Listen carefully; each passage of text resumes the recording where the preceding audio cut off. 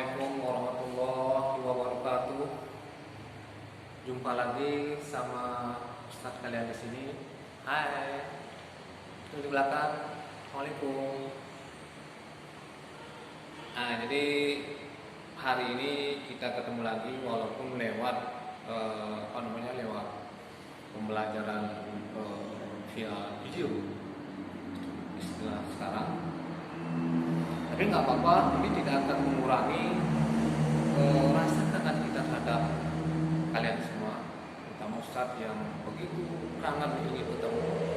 Karena ini sudah lama sekali kita tidak ketemu ya, sudah 6 bulan, Nah, oleh karena itu kita tidak perlu berpanjang lebar, tapi sebelum kita mulai, kita harus berdoa dulu supaya apa yang kita kerjakan bisa berjalan dengan baik sesuai dengan rencana kita semua.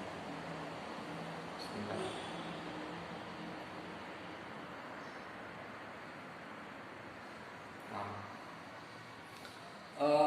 Materi kita pada hari ini adalah mengenai perubahan sosial. Jadi perubahan sosial ini kita bagi dua, perubahan dan sosial. Nah, sebelum kita berbicara lebih lanjut tentang perubahan sosial, maka kita harus tahu apa arti perubahan itu, apa arti sosial itu. Perubahan kalau secara gampangnya adalah itu bisa diartikan segala sesuatu yang berbeda daripada sebelumnya, atau bisa juga kondisi atau keadaan yang berbeda daripada sebelumnya. Nah, misalnya begini, saya begini kan, nah sekarang gini. Nah itu perubahan. Perubahan apa? Perubahan gaya atau yang lain. Sekarang saya begini, itu perubahan. Karena intinya adalah ada perbedaan dengan keadaan sebelumnya. Itu satu. Yang kedua adalah sosial. Sosial ini sama dengan masyarakat. Nah, biasanya masyarakat itu dikaitkan dengan hal-hal seperti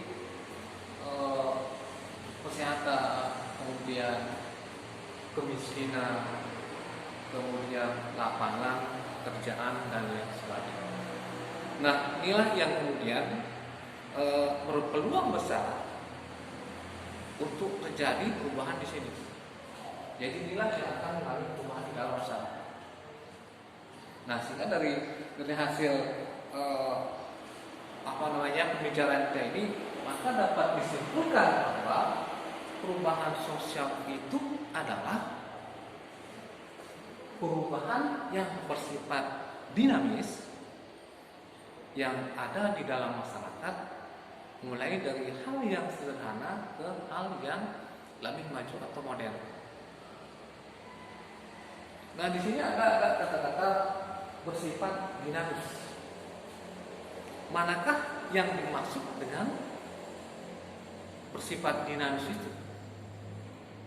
Jadi dinamis itu adalah lawannya statis.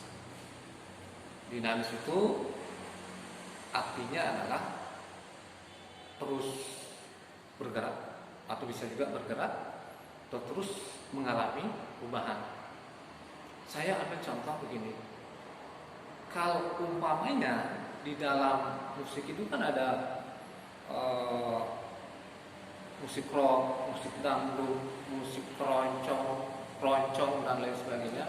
Nah, yang termasuk musik yang berirama dinamis itu adalah rock atau dangdut. Kok bisa? Ya karena ada pergerakan.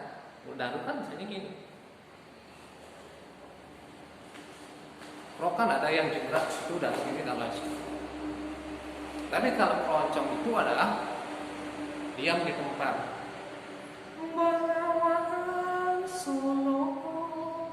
Nah, ini statis, diam, tidak ada pergerakan. Tapi kalau yang dinamis itu adalah ada pergerakan, sama dengan ini. Jadi kalau perubahan itu harus bersifat dinamis, tidak statis. Namanya nggak perubahan. Masa ada perubahan yang tetap. Misalnya ini kan, perubahan dalam masyarakat, misalnya kesehatan. Tidak mungkin orang dari kecil sampai tua itu sakit terus, tidak ada. Mustahil. Sampai ujung muharam tidak akan pernah seperti itu. Kemiskinan memang banyak orang yang miskin, tapi tidak selamanya selalu miskin. Pasti ada perubahan.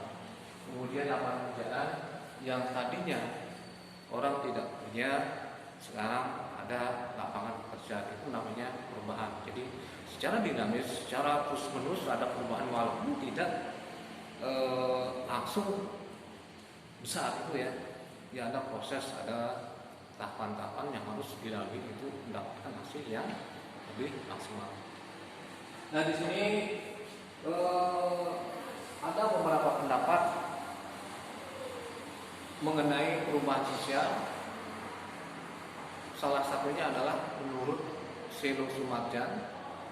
Jadi pendapat itu kan sifatnya relatif.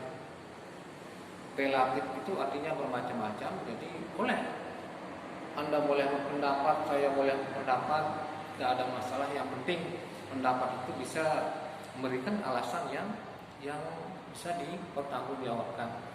Nah di sini kita akan mengambil suatu pendapat ahli tentang perubahan sosial. Nah, salah satunya adalah pendapat dari Selo Sumarjan.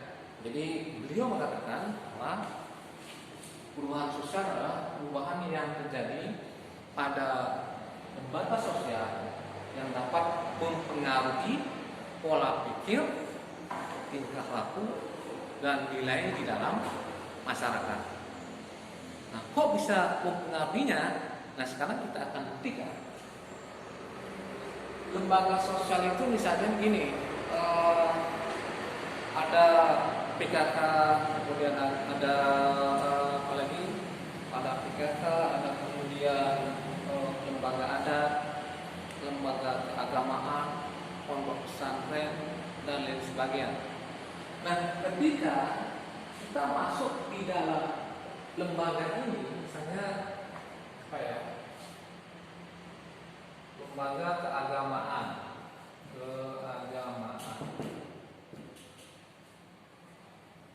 Masuk di situ. Ini akan bisa mempengaruhi misalnya satu mana dia? Nilai sosial.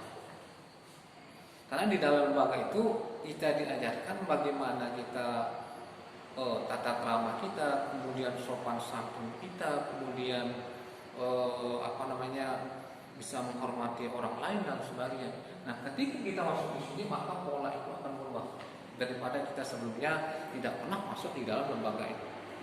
Ini yang kedua adalah lembaga sosial ini dapat mempengaruhi pola tingkah laku.